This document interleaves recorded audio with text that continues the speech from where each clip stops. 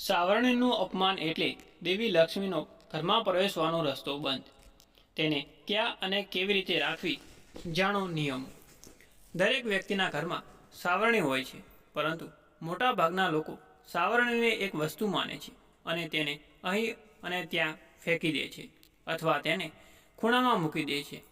વાસ્તુશાસ્ત્ર અનુસાર સાવરણી દેવી લક્ષ્મીનું સ્વરૂપ છે. તેનો અનાદર કરવો એ દેવી લક્ષ્મીનું અપમાન છે. ઘણીવાર લોકો ઘરમાં સાવરણી ક્યાં અને કેવી રીતે રાખવી તે અંગે મૂંઝવણમાં હોય છે. કેટલાક લોકો ઘરમાં ગમે ત્યાં સાવરણી રાખે છે, પરંતુ વાસ્તુશાસ્ત્ર અનુસાર સાવરણીને દેવી લક્ષ્મીનું સ્વરૂપ પણ માનવામાં આવે છે, તેથી તેનું અપમાન ન કરવું જોઈએ. ઘરમાં સાવરણી રાખવા માટેના મહત્વપૂર્ણ નિયમોનું પાલન કરવું જોઈએ, નહીં તો દેવી લક્ષ્મી ઘરમાં નહીં રહે.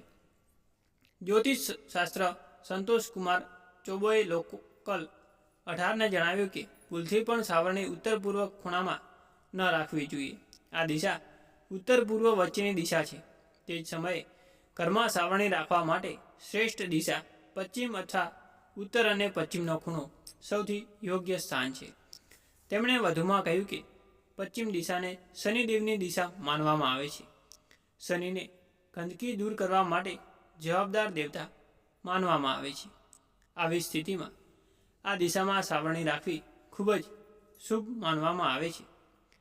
એક વાતનું ખાસ ધ્યાન રાખવું કે સાવરણીને ક્યારે સીધી સ્થિતિમાં ન રાખવી જોઈએ, બલકે તેને નીચે પડેલી રાખવી જોઈએ અને સાવરણીને કોઈને ન દેખાય તેનું ધ્યાન રાખવું જોઈએ.